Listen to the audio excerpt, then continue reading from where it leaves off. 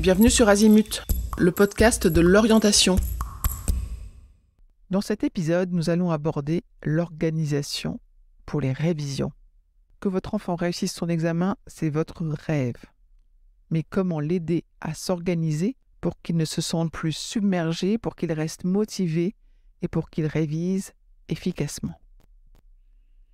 Rien de bien compliqué, mais un peu de rigueur et d'organisation s'impose.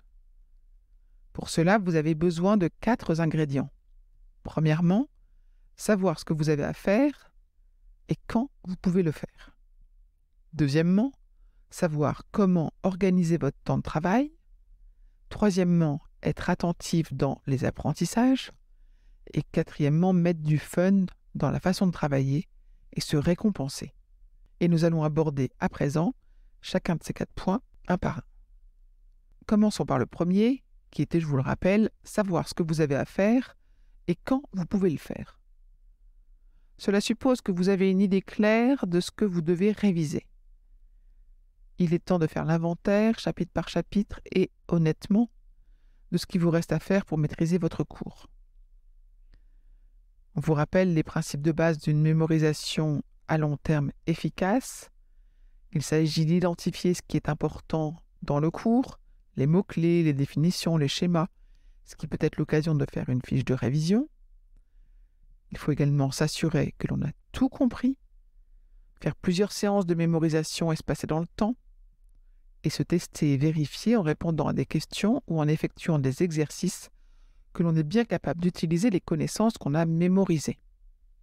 Ça, c'était les bases de la mémorisation à long terme. Ensuite, pour savoir quand faire ces révisions, il faut mettre au clair votre planning.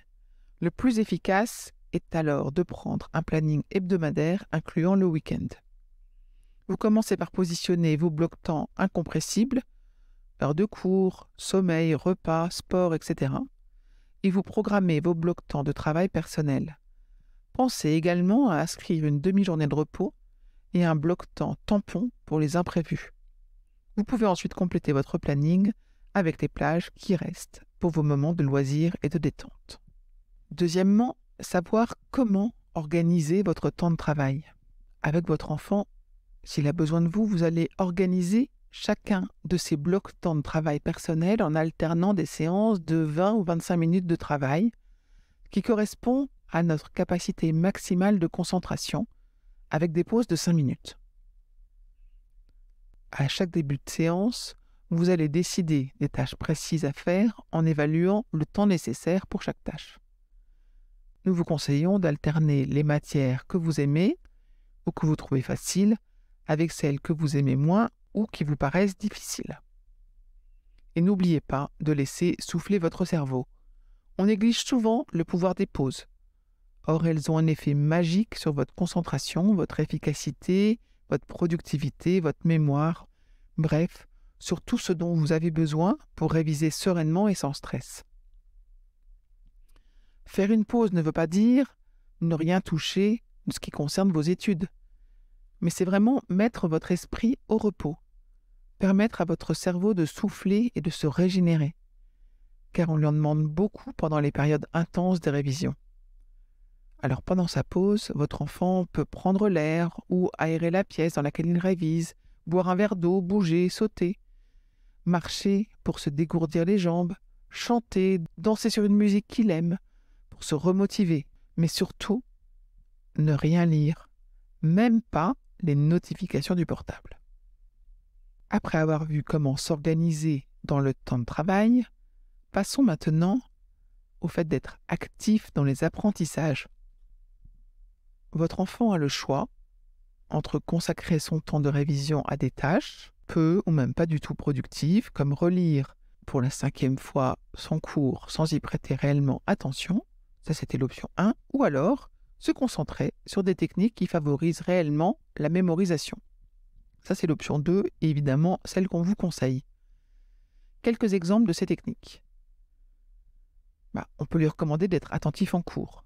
Le fait de suivre le cours en prenant des notes, c'est la première marche de la mémorisation. S'il pose des questions, qu'il essaye de repérer tout de suite la structure du cours et de bien mettre en évidence les mots-clés, il en verra le bénéfice. Il peut se lancer un défi. À la fin du cours, je serai capable de donner les 3 idées principales. Il peut également réviser régulièrement et surtout en ne faisant qu'une seule chose à la fois. Et enfin, pour être actif dans son apprentissage, il peut se tester. Mais vraiment, en reprenant ses évaluations, en répondant à de nouvelles questions. Il peut s'entraîner sur de nouveaux exercices, il peut développer ses idées. On croit parfois savoir parfaitement son cours quand on l'a sous les yeux, mais une fois devant la copie, c'est le trou noir.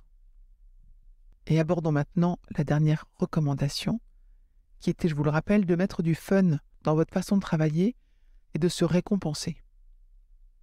On vous recommande de ne pas hésiter à tester différentes techniques de révision pour éviter l'ennui. Donc il faut varier des quiz, des cartes flash, des défis, déclamer son cours comme une pièce de théâtre, le chanter, etc. Une autre recommandation peut être de prévoir de travailler en groupe, car c'est très motivant et rassurant, à la condition que le groupe soit sur la même longueur d'onde. En mode révision, bienveillance, partage, d'entraide, et puis un peu de rigolade, mais un peu.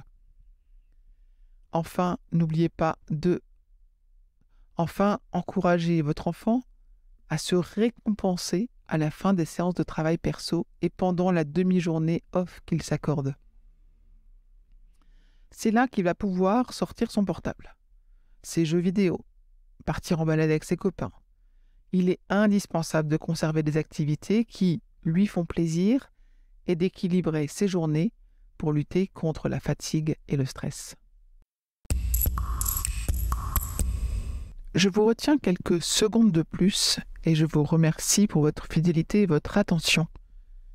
J'avais 2 messages à vous faire passer. Vous écoutez peut-être ce podcast sur Apple Podcast ou sur Spotify ou sur une autre application de podcast et il est possible que vous ignoriez que le site azimut-podcast.com diffuse l'ensemble de ces épisodes en les ayant organisés et rangés de manière thématique. Ceux qui connaissent ce site sont vraiment contents de pouvoir y écouter sereinement chacun des épisodes et de pouvoir utiliser ce moteur de recherche. Deuxième message, sur ce même site, vous pourrez vous abonner à la newsletter. La newsletter, je l'ai surnommée l'hebdo de l'orientation. C'est une newsletter qui, comme son nom l'indique, est envoyée chaque semaine, le mardi pour l'instant. Et c'est dans cette newsletter que vous trouvez les indications des nouveaux épisodes, des guides que nous diffusons et de temps en temps, nous vous annonçons les masterclass, les ateliers, etc. que nous organisons. Bref, je vous conseille vivement de vous abonner à cette newsletter. À très vite et encore une fois, merci de votre fidélité avec Azimut. Parlons orientation.